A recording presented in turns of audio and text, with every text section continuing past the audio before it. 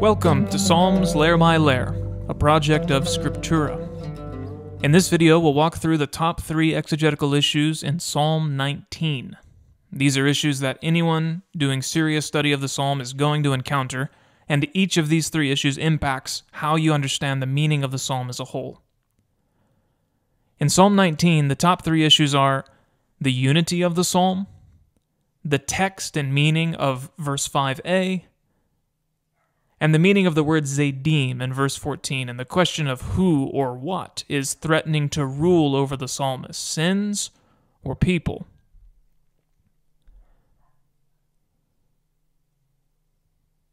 The first issue in Psalm 19, and this is really the biggest issue for the psalm as a whole, is the question of the psalm's unity. The first half of the psalm, verses 2 to 7, is about God's creation, about the sky declaring God's honor, and about the sun completing its daily circuit. Then you come to verse 8, and there's a sudden shift. Now, the psalm starts talking about the Lord's instruction. The Lord's instruction is perfect, restoring life. The Lord's testimony is reliable, making wise the simple, and so on. And the rest of the psalm, verses 8 to 15, is about this instruction of the Lord in the life of the psalmist. The apparent discontinuity between the first half of the psalm, verses 2 to 7, and the second half of the psalm, verses 8 to 15, has led many scholars to conclude that Psalm 19 is actually 2 separate poems, probably written at different times by different people, which have been stitched together to form what we know as Psalm 19.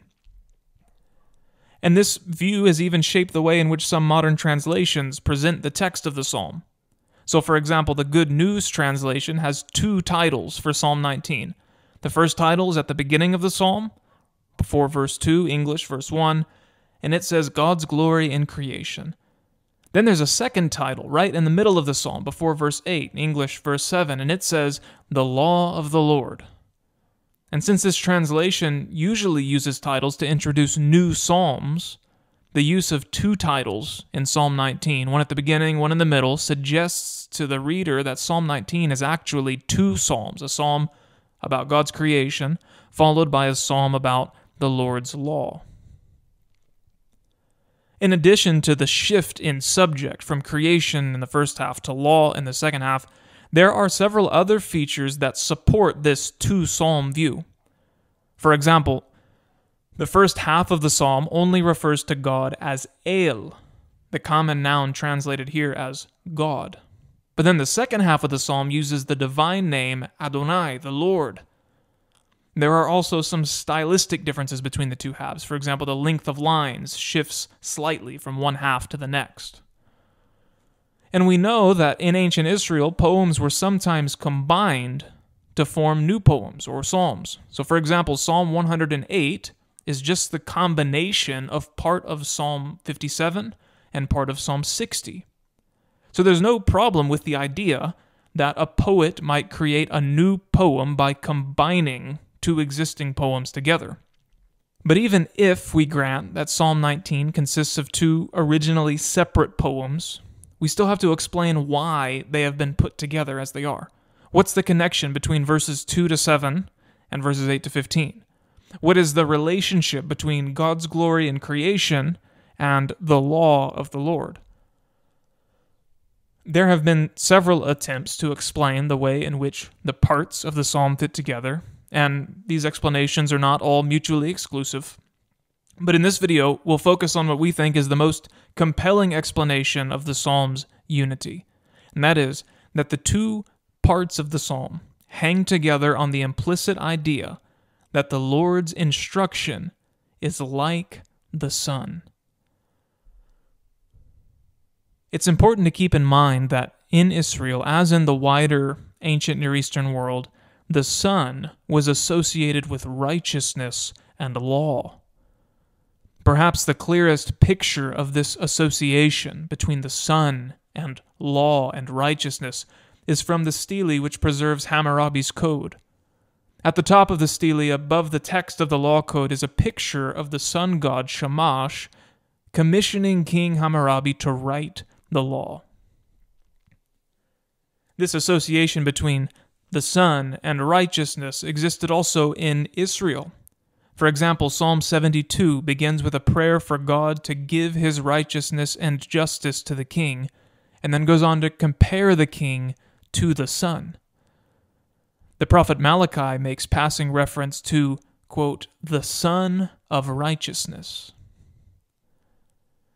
The idea underlying this association between the Son and righteousness seems to be the idea that the Son sees and exposes everything. Like a just king or judge who brings evil deeds to light, so the Son's light and heat exposes everything. Interestingly, this is exactly what Psalm 19 says, right at the seam between the two sections. The end of verse 7 says, "Nothing is hidden from the Son's heat." Then we come to the second half of the psalm, and many of the descriptions which are applied to the Lord's instruction here are words that are associated with the Son. The clearest example is in verse 9, which says that the Lord's command gives light to the eyes. This is the clearest example, but it's not the only one. Verse 8 says that the Lord's instruction restores life. Just like the sun is a source of physical life and energy, the same passage from Malachi quoted earlier goes on to say that the Son of righteousness will rise with healing in its wings. It will restore life. Similarly, in Egypt, the sun god was praised as the one who gives life, the one who revives the dead. And then verse 10 says that the fear of the Lord endures forever. Permanence is another quality that was associated with the Son. Psalm 72, for example, says, "May his name endure forever, may it continue as long as the sun." There are many more connections like this in the psalm between God's instruction and the Son. See our website linked in the description below for more of these details. As these few examples show, the two parts of the psalm are actually closely connected, despite first appearances. In fact, they're so closely connected that they probably formed one poem from the beginning, rather than two originally separate poems. In addition to the connections between the Son and the law, there are also some striking poetic connections between the two halves of the psalm. For example, the word nistar occurs once in each half of the psalm. Verse 7 says that nothing is hidden, nistar, from the sun's heat. And then in verse 13, the psalmist prays to be forgiven from hidden sins, nistarot. The nifal of this root occurs just 5 times in the Psalter, and 2 of these occurrences happen to be here in Psalm 19. The two halves of the psalm also have parallel structures. The first half, verses 2 to 7, is bound by an inclusio. The word sky, shamayim, appears at the beginning, the first verse, and at the end, verse 7 of this section. And then this first section of the psalm also ends with a tricolon, a 3-line verse. Similarly, we come to the second half, verses 8 to 15. It's also bound by an inclusio, the repeated root blameless, together with the repeated word for heart. And then this section also ends with a tricolon, a 3-line verse in verse 15. Finally, the psalm is further united by the theme of speech. The psalm begins with the speech of the sky, moves on to the speech of the Lord in his law, and ends with the psalmist's own speech. Let the words of my mouth be acceptable before you. The mention of words in the last verse, imre, actually forms a bracket, an inclusio, around the whole psalm, since the beginning of the psalm also mentions words using this same Hebrew root. In conclusion, then, the disunity of Psalm 19 is only apparent. When we read the psalm against its ancient Near Eastern background and recognize the poetic connections at play, it becomes clear that Psalm 19 is a unity, probably one poem from the very beginning, rather than 2 separate poems that were stitched together. If asked to rate our level of confidence in this conclusion on a scale of A to D, A being the highest, D being the lowest, we would give this conclusion an A rating. The second issue in Psalm 19 is more local. It has to do with a single word in verse 5a. We can start by looking at the NIV's translation of this line. Yet their voice goes out into all the earth. The word at issue here is the word translated voice. Now the NIV is helpful enough to give us a footnote explaining its decision here. The footnote says, Septuagint, Jerome, and Syriac. Hebrew, measuring line. In other words, the NIV is alerting us to a textual problem here. The Hebrew text, according to the NIV, says measuring line. This Hebrew word, the word in the Masoretic text, is the word kavam, a noun, kav, with a 3np suffix. And the NIV is correct to note that this word kav usually refers to a measuring line. To give just one example, Ezekiel 47:3 says that as the man went eastward with a measuring line, a kav, in his hand, he measured off 1,000 cubits. And so the Hebrew text of Psalm 19:5a appears to say, that is the sky's measuring line, has gone forth throughout the whole earth. The NIV also notes, however, that other ancient witnesses to the text, the Septuagint, Jerome, the Syriac translation, have a word that means not measuring line, but voice.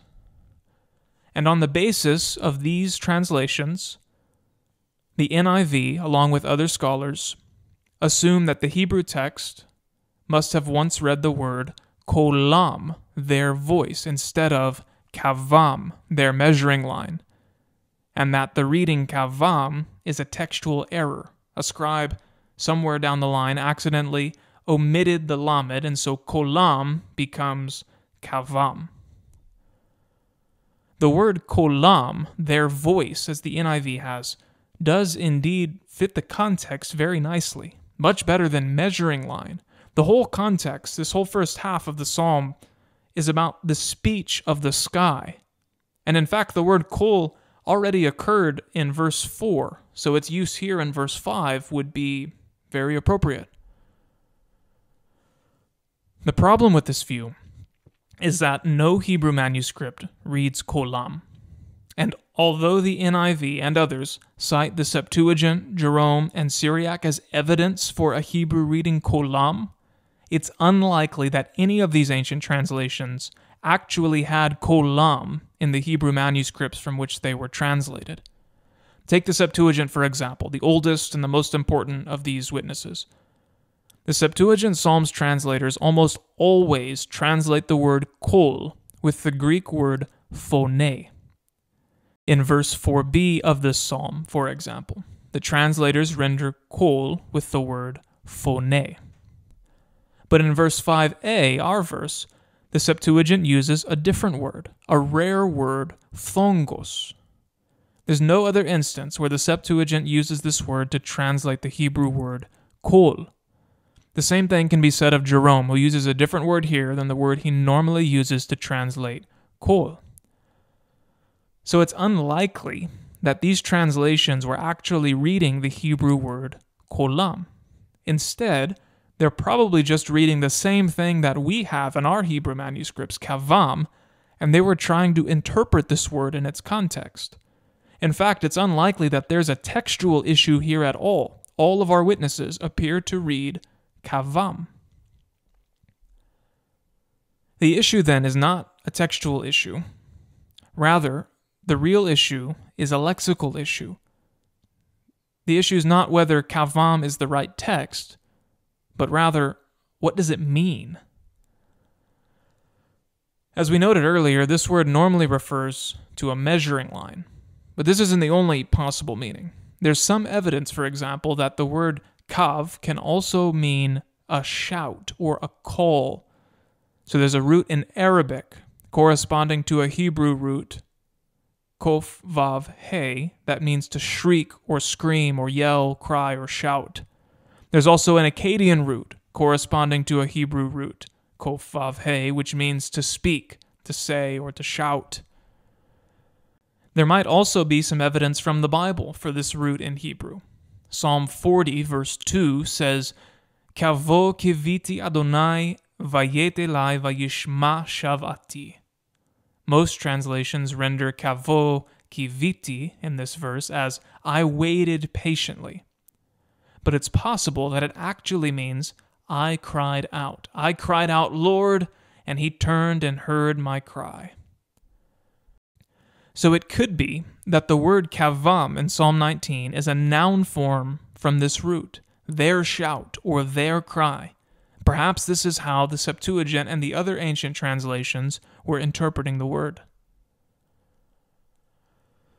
Another option for understanding kavam is given to us by a poem from Qumran, one of the poems in the collection known as 1Q Hodayot. The poem, addressing itself to God, says, You yourself created breath for the tongue. You know its words, and you determine the fruit of the lips before they exist. You set the words according to the measuring line, al-kav, and the utterance of the breath of the lips by measure, and you bring forth the lines, vatotse kavim, according to their mysteries, and the utterances of the breath according to their calculus, in order to make known your glory and to recount your wonders. This poem is full of allusions to Psalm 19. The use of the word kav, along with the words yatzah, mabah, kavod, saper, suggests that the poet is reflecting on Psalm 19. The interesting thing to note here is how this Hebrew poet is interpreting the word kav in Psalm 19. First, he uses the word kav to mean measuring line, or perhaps meter or rhythm. And then he uses the word in the plural, kavim, in parallel with the word utterances, to refer to lines of words, perhaps lines of poetry. Notice that he also uses the verb yatzah with this second use of kav. He says, you cause lines to go out, just like Psalm 19:5. Their line has gone out. This poem provides some evidence that the Hebrew word kav can refer to a line or a string of words, perhaps a line of poetry in particular. And this is apparently how the author of this poem has interpreted the meaning of the word in Psalm 19, which would make a lot of sense in the context of Psalm 19, where the surrounding verses are about verbal communication. In conclusion, then, we follow this interpretation, and we understand kavam in Psalm 19:5 as their line of words, or their verse line. We give this conclusion a C rating, although we're confident that kavam is the original reading, and that it refers to something speech-related. The precise meaning of the word is less clear. It could mean verse line, which is what we've preferred, or it could mean shout, or perhaps something similar. The final issue in Psalm 19 is the meaning of a word in verse 14, the word zdim. Some translations think that this word refers to insolent people. The NRSV, for example, says, "Keep back your servant from the insolent." Other translations, however, think that this word refers to insolent or willful sins rather than people.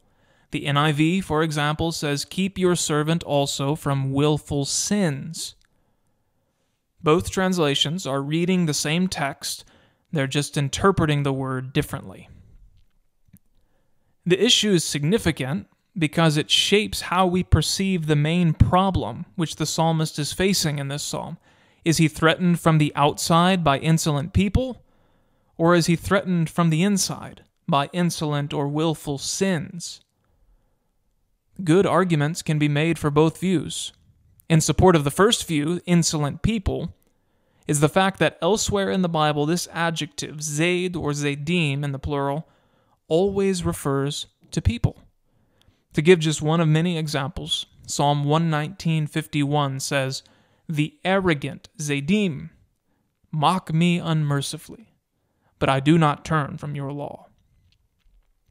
Actually, the word zaid or zadim occurs several times in Psalm 119, which is significant because Psalm 119 is similar to Psalm 19 in a lot of ways. And so if the word zadim refers to insolent people in Psalm 119, then it probably has the same meaning in Psalm 19 as well. But there are some indications in the context of Psalm 19 that the word zadim doesn't refer to insolent people in this case, but to insolent or willful sins. In the first place, the word zadim in Psalm 19 is part of a prepositional phrase, mi zadim. This prepositional phrase modifies the verb chasoch, which we have translated to prevent. SDBH defines this word as a causative action by which humans or deities keep other humans from performing a particular event.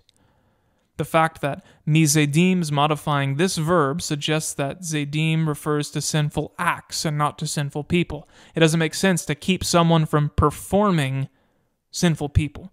It does make sense to prevent someone from performing sinful acts. Look, for example, at 1 Samuel 25:39. When David heard that Nabal was dead, he said, "Praise be to the Lord who has upheld my cause against Nabal for treating me with contempt. He has kept his servant from doing wrong." Chasach mera'ah. Here, the thing from which God keeps back his servant is a wrongful act, ra'ah. The word zadim in Psalm 19, occurring as it does with this same verb, chasach, probably belongs to this same lexical domain of sinful acts. Another piece of evidence that suggests that zadim refers to sins rather than people is the fact that it occurs in a list of different types of sins. Notice that the previous two lines, verse 13, also begin with words belonging to the lexical domain of sin. Verse 13a says, "Who can discern mistakes?" In Hebrew, the first word of this line is the word translated mistakes, shugiot mi yavin. The first word of verse 13b is another word for sin. From the guilt of hidden sins, clear me, ministarot nakeni. So in verse 13, the psalmist begins listing different categories of sin. As for mistakes, who can discern them? As for hidden sins, clear me from their guilt. And then in verse 14, he comes to the third item on the list. As for zadim, keep back your servant from them. The word zadim is like the words shugiot and nistarot. It's fronted as an item in the list, which only makes sense if zadim refers to a third type of sin. The following line in verse 14 also supports this conclusion. The psalmist goes on to say, "Do not let them rule over me, then I will be blameless." The image of sin as a tyrant trying to rule over a person is found also in Psalm 119. Psalm 119, 133 says, "Let no sin rule over me." Do not let them rule over me, he says in Psalm 19, then I will be blameless. And so the context strongly supports interpreting zadim as insolent or willful or presumptuous sins rather than people. But there's still a loose end for us to tie up. How can we explain the fact that the word zadim elsewhere always refers to insolent people and not to sins? Well, sometimes Hebrew adjectives, whenever they stand by themselves and don't modify any noun, can refer to either people or to things. The adjective ra, for example, can refer to a bad person or a bad act. Or take the adjective rekim, which is morphologically similar to the adjective zadim. In 2 Samuel 6:20, the word rekim refers to worthless people. How the king of Israel honored himself today, uncovering himself before the eyes of his servants, female servants, as one of the vulgar fellows, harekim, shamelessly uncovers himself. But then in Proverbs 28:19, the word rekim refers to worthless things, rather than worthless people. Whoever works his land will have plenty of bread, but he who follows worthless pursuits, rekim, will have plenty of poverty. In the same way, in Psalm 119, the adjective zdim refers to insolent people, while in Psalm 19, the same adjective refers to insolent or presumptuous sins. In conclusion, then, we interpret zdim in Psalm 19:14 as sins that are done willfully, in contrast to mistakes and secret sins, verse 13, which are done accidentally or unknowingly. One scholar helpfully summarizes the significance of this view and explains how it fits in the broader context. He says, "The psalmist has extolled the keeping of the law for its manifold benefits.